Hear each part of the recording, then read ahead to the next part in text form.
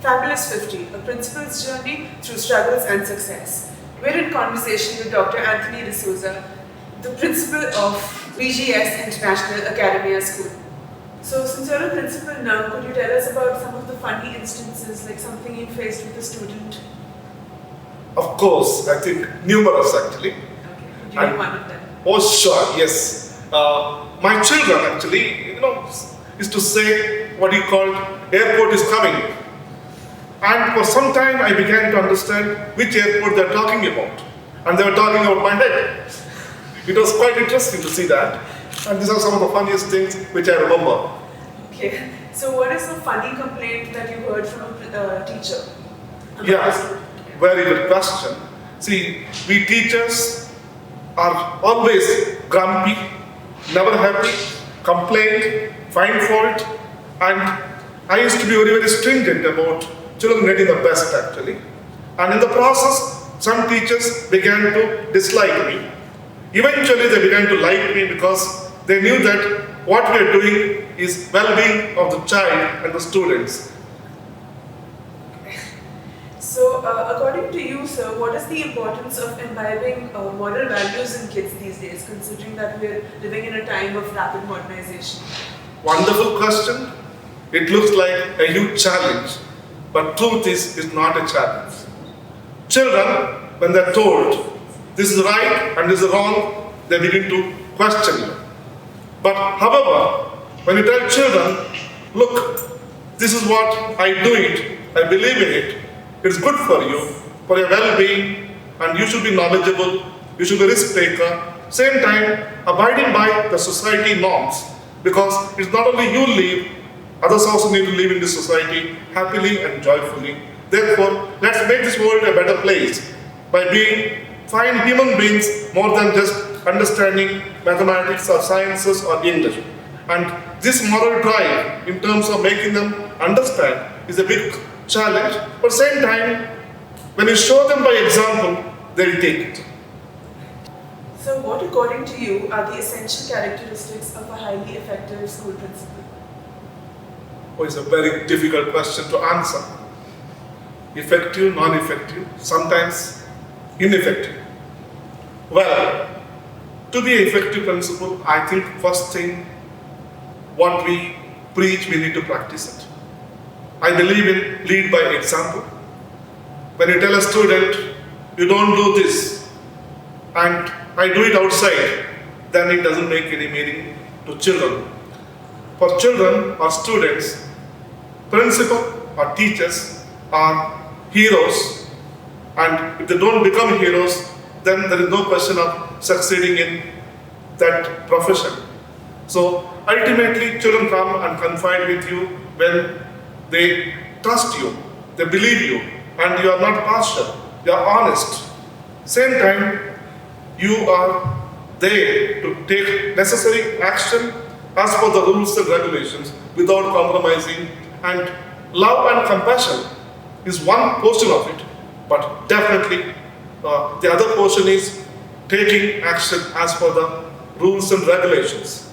And I understand the education what we give is not only for classroom or for dormitories, it is education for life. Yes, absolutely. So, sir, how can the school environment be enhanced for teachers so as to enable them to perform to the best of their abilities? Again, a good question. Teachers need to be made independent learners. They need to be appreciated. We need to have regularly performance appraisal. I'm talking of the SWOT analysis, the strength of a teacher, weakness of a teacher, threat to the teacher, and also the opportunities for the teachers. So hence, when we have what you called management by goals, like what you want to be as a teacher by end of the year. Today I am at a 0.5. I'm talking of a scale 10. I want to be at the scale of 7 next year. So we do performance appraisal, where are you? And how are you moving about? Now all is possible provided the school principal along with the management gives them full support, encouragement, and invest money in training them so that they become better teachers day by day, and students love them, and the school becomes one of the finest learning place or temple of learning place. On that note, we're going to take a short break, but don't go anywhere because we're still in conversation with Dr. Anthony D'Souza, the principal of BGS International Academia School. Stay tuned.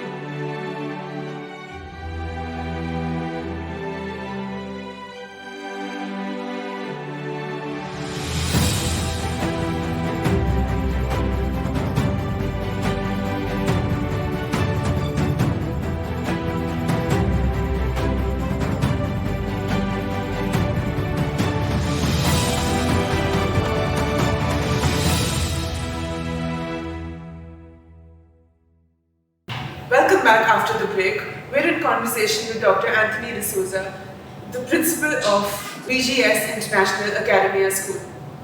So with the rapid advancements in technology and social media becoming such an important part of our lives today, do you see this as necessities or distractions in the lives of students? Very good question. Certainly, technology enhances learning and simplifies learning. And if I remember my early years of learning, I think most of it was for me vague and I could not figure out what it was. Today with technology, we can see the images through video and learn things much faster, and hence technology is definitely required to simplify learning. As well as social media, could be Facebook, Instagram or many other things which are required today to make the communication much more easier.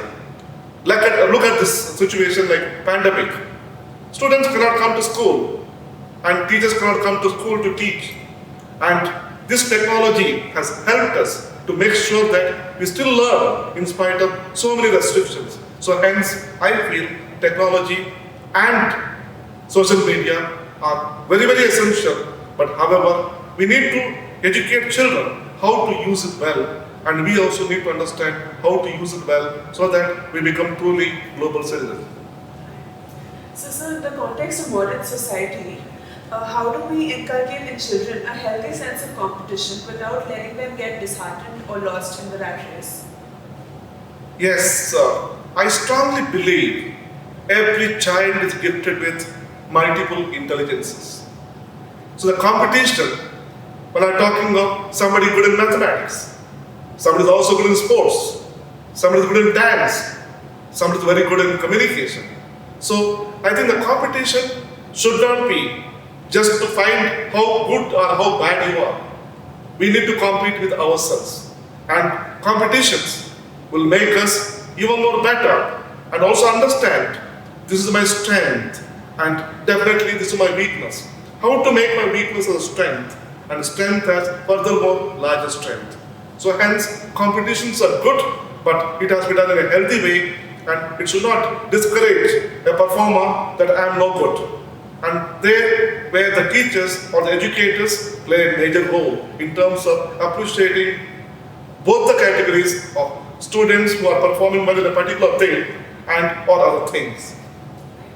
So our last question for the day is, what do you think should be the extent of parental involvement in a child's education? And can you give us instances of when it can be too little or too much?